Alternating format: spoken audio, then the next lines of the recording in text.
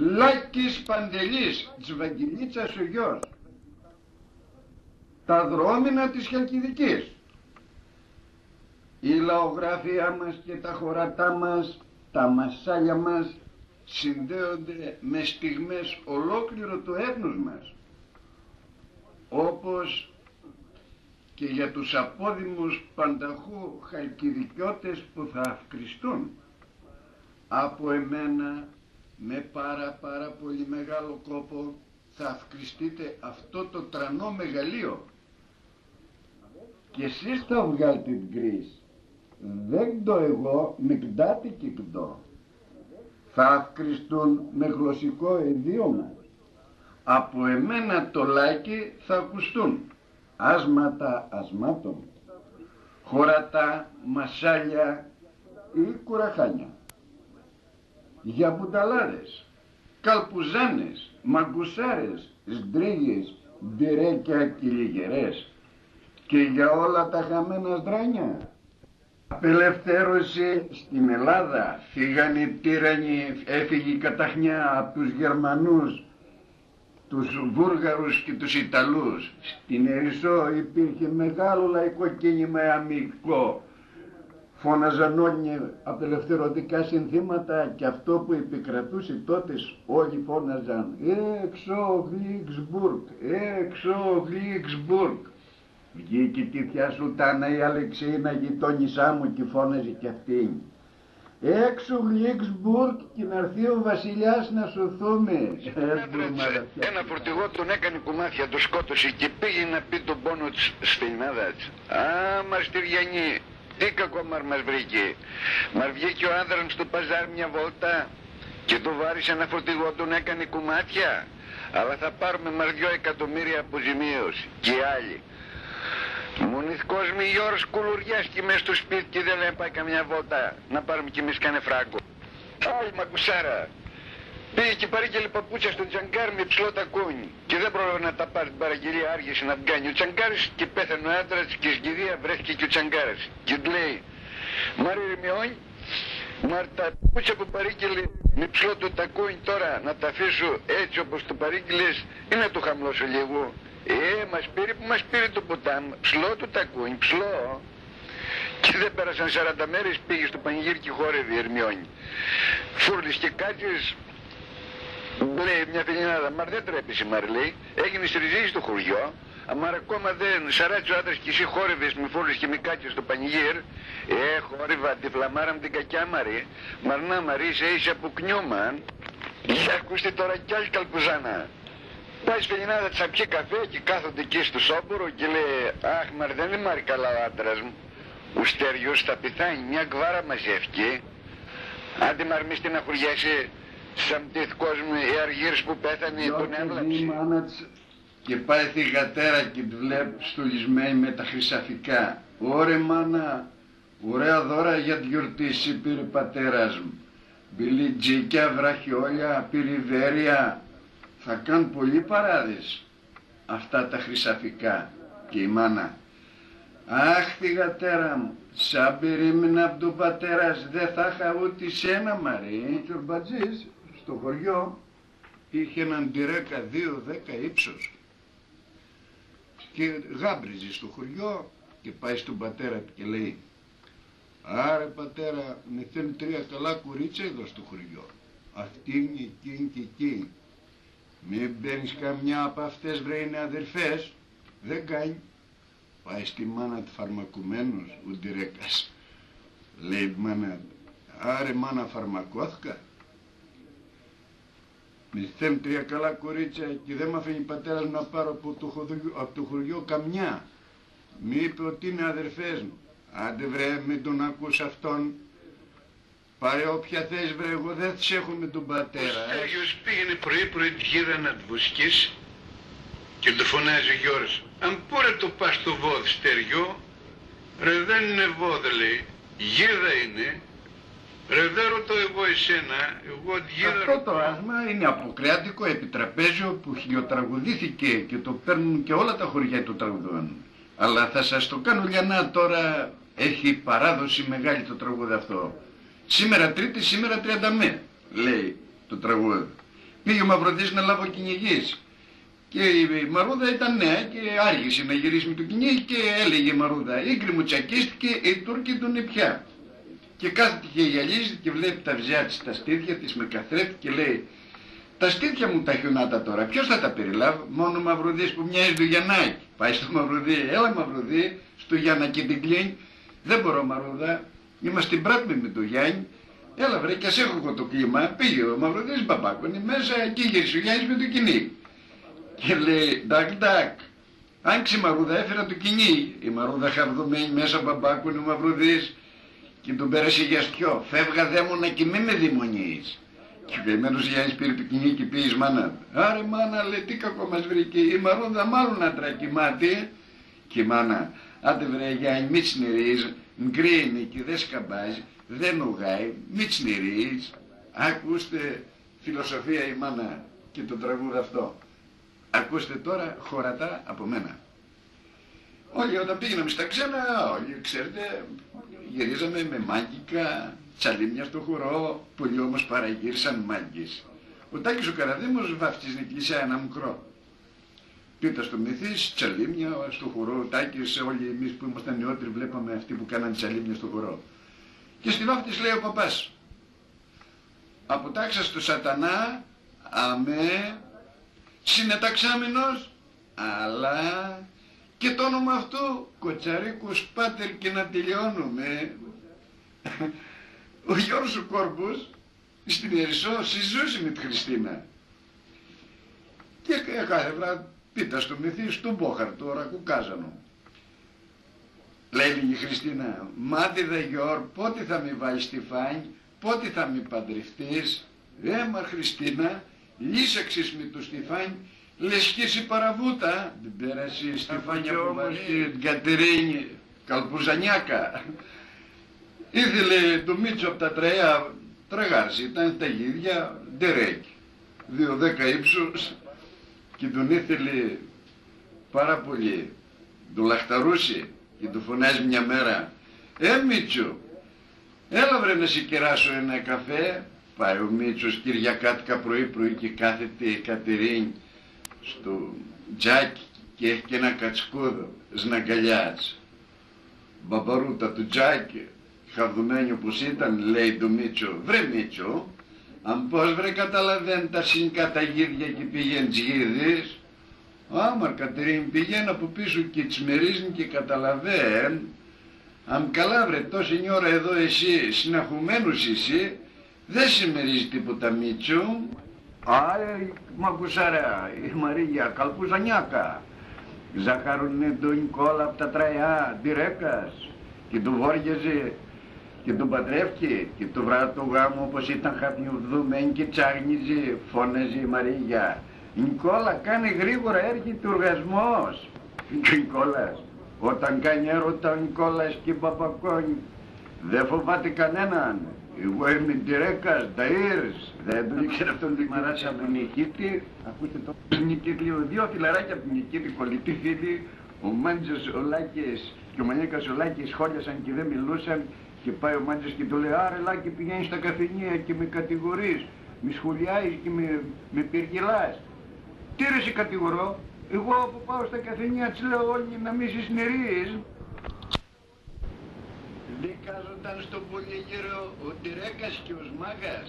Ο Σμάγας έκλειψε 2 μπάλες άχυρο και ο άλλος είχε κλέψει 2 τυρικέδες τυρί. Αυτός που έκλειψε το άχυρο έφαε 4 μήνες. Αυτός με το τυρί έφαε 15 μέρες. Λέει ο Σμάγας, «Κύριε Πρόεδρε, αν με δικάσετε είναι πλάνη. Γιατί εγώ έφαγα τόσες μήνες και αυτός έφαε 15 μέρες. Εγώ έκλειψα άχυρο, έφαγε 4 μήνες. Αυτός έκλειψε τυρί, έφαγε 15 μέρες. Γιατί αυτή η πλάνη?» Και ο Πρόεδρος, «Καλά ρε, τι θέλεις να κάνουμε εδώ πάνω στην έδρα εμείς?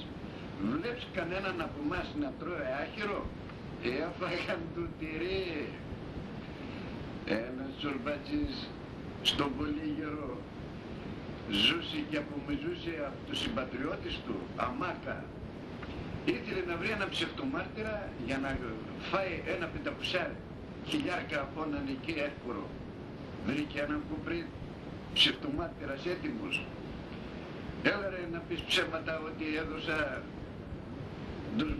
το στέριο 500.000 και δεν μη τσέδωσε. Και ψευτομάρτυρας. Σοπα ρε λέει. Δεν τα πήρες ακόμα. Καλά δεν στα έδωσε ακόμα εκείνα τα λεφτά. Έτοιμος ψευτομάρτυρας. Ένας φοιτητής κατάμαυρος που κατέφυγε από Τσαλουνίκ μιλούσε πολύ καλά τα ελληνικά στο παζάρ Τσαρνέας. Εκεί στο παζάρ πουλούσε πυριβέρια, βραχιόλια, μπιλιτζίκια και διάφορα άλλα καλούδια. Μου νημάς ο Μπαρμπαχρήστος ο Γκάλιος του παζάρ Τσαρνέας. Πάει κοντά στο μαύρο και του λέει πού είσαι ρε πατριώτ? Είμαι λέει από το Ζαΐρ. Από το Ζαΐρ? Από ποιο χωριό ρε? Είμαι από το Καματερό λέει. Τι λέει, τι νου σπουδί εσύ? Τον Μπαρμπαχρήστο λες κι ήταν δίπλα από τα δάμ. Για να σας πάω λίγο στην επανομή, δεν τους χορταίνω ατελείως στο γλωσσικό εδίωμα κι αυτοί. Δυο αγαπημένα μου πρόσωπα, η Ευθυμία με το Θανάση του Τζούλα. Η Ευθυμία ανέπισαν τα δόντια και λέει το Θανάση, ρε Θανάση να πλύσουμε καμιά κρούδα, κανένα χωράφ να περάσω δόντια, δεν έχω δόντια να φάω. Πούλησε Θανάση ένα χωράφ. Πέρασε η Ευθυμία τα δόντια, κριτσανούσε καλά. Έπεσαν στη διάρκεια όμως και Θανάση τα δόντια. Λέει η Ευθυμία, μα Ευθυμία, μα να πλύσω κι εγώ καμιά κρούδα να περάσω δόντια, δεν έχω δόντια να φάω. Και η Ευθυμία, τι θα τα κάνεις ρε Θανάση τα δόντια? Με τα σκλιά θα παλεύεις, θα σου πάρω ένα μίξερ, τα περάσεις. Πέρατε Θανάης χωρίς δόντια.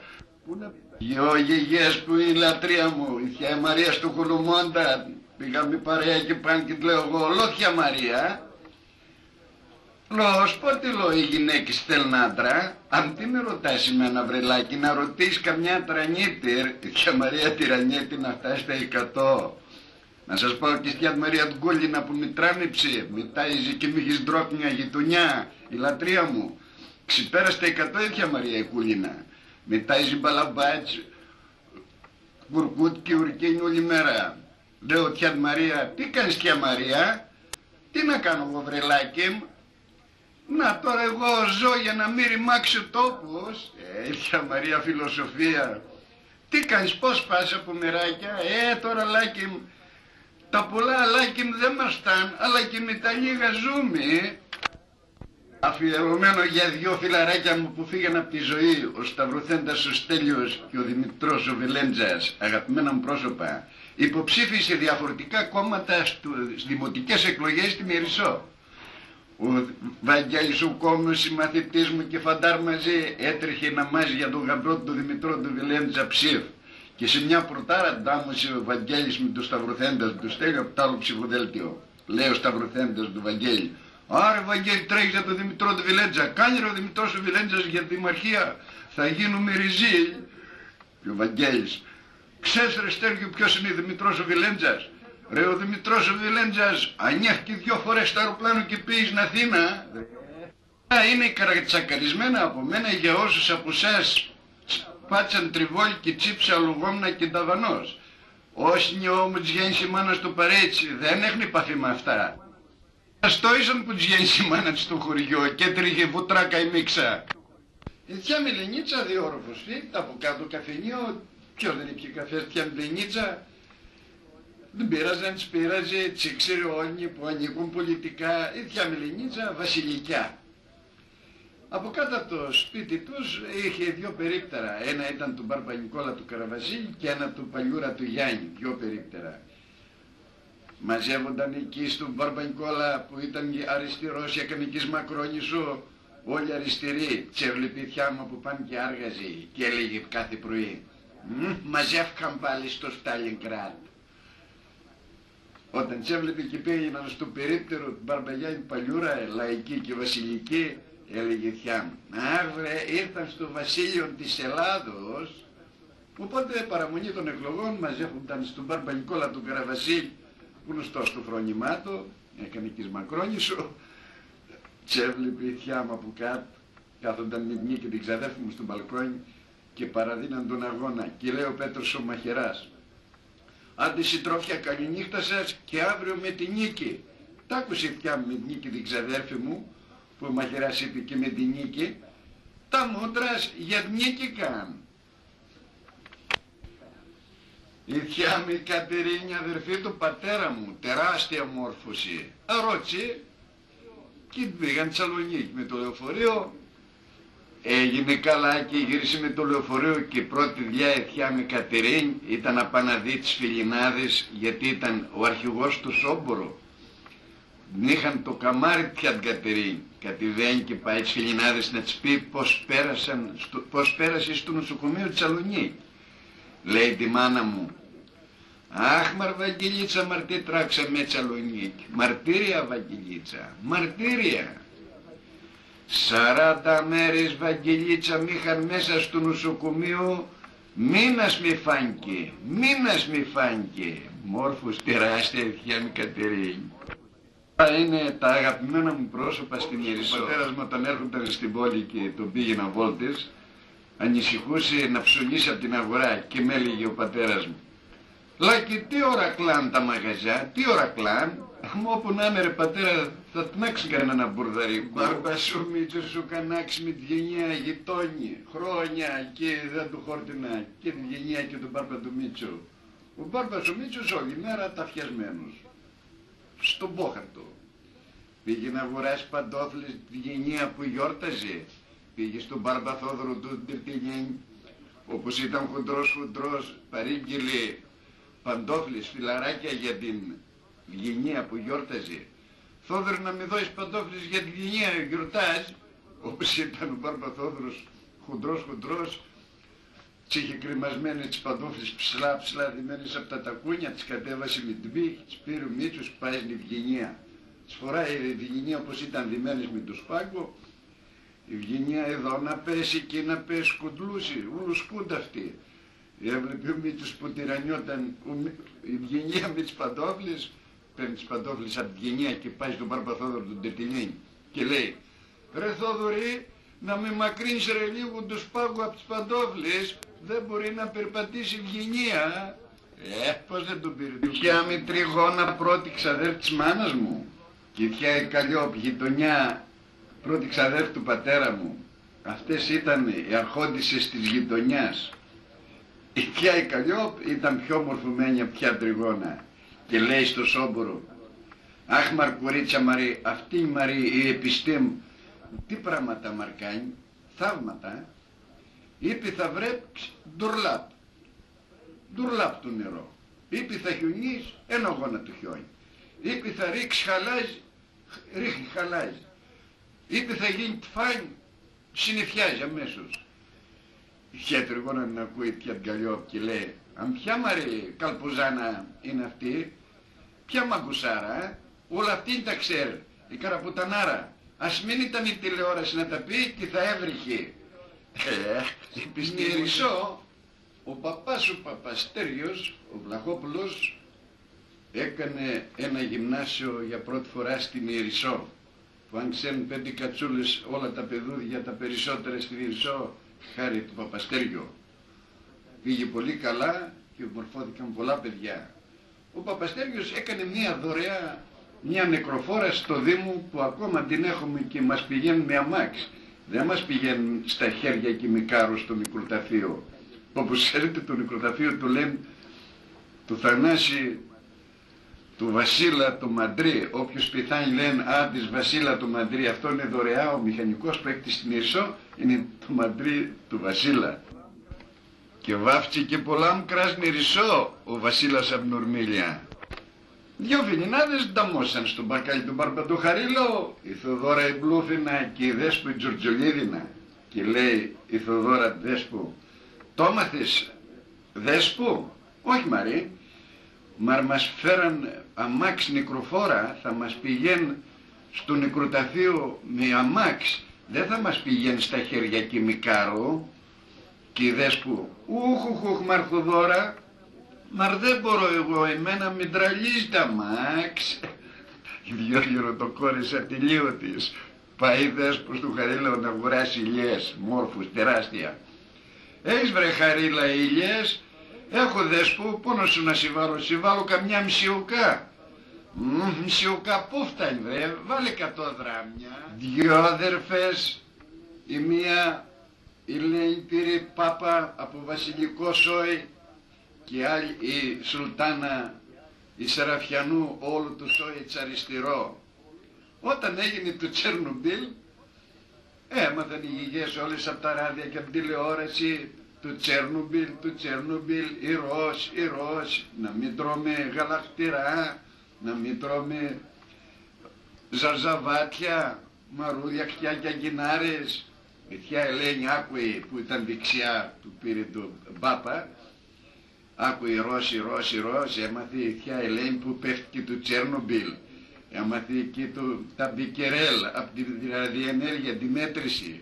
Πάσχα μέρες πήγε να δει η Ελένη, την αδερφή τη Σουλτάνα, γυροτοκόρη, έμεινε καημένη, αγαπημένο μου πρόσωπο. Η Σουλτάνα αριστερή, έκανε και στο δημοκρατικό στρατό, πέρασε και από τα Μπουντρούμια, έκανε και εις Μακρόνισσο. Πάει η αδερφή της Ελένη μέρα Πάσχα. Λέει η Σουλτάνα, μαρσίρι μέσα στον μπακτσέ να κόψει μαρούλια, χτιά και αγκινάρες, να φάνε τα παιδιά, να μίξεις τα χιάζ. Και λέει, αδερφή με αυτή της μαυρορός τα κομμούνια, με το Τσέρνομπιλ, να φάνε τα παιδιά μαρούλια και χτιά, να πάθουν τίποτα με αυτή την ραδιενέργεια και τα μπικερέλ. Η Ελένη και τα μπικερέλ. Και η Σουλτάνα, αχ αδερφή μου, για αν ήταν η ραδιενέργεια αμερικάνικη, θα βρίσκει τα κουτσάνια. 1912 ήρθε το ελληνικό σε όλη την Ελλάδα. Φύγαν τα θέσια από τη Βόρεια Ελλάδα. Φύγαν και από την Ερισσό. Νόμοι, ψηφίσματα του κράτους. Οργάνωση της κρατικής μηχανής. Αστυνομική, κρατική φορείς. Όλοι Πελοποννήσι. Η Εκκλησία παίζει το πιο σημαντικό ρόλο. Πάντα η κάθε ενορία διορίζει κοινοτάρχες σε κάθε χωριό. Πρώτος κοινοτάρχης στην Ερισσό, ο Ζάβαλης, ο Γκούτσος ο Γιώργης, Παρθενιώτης Ιωάννης και ο Πάπας ο Βασίλειος.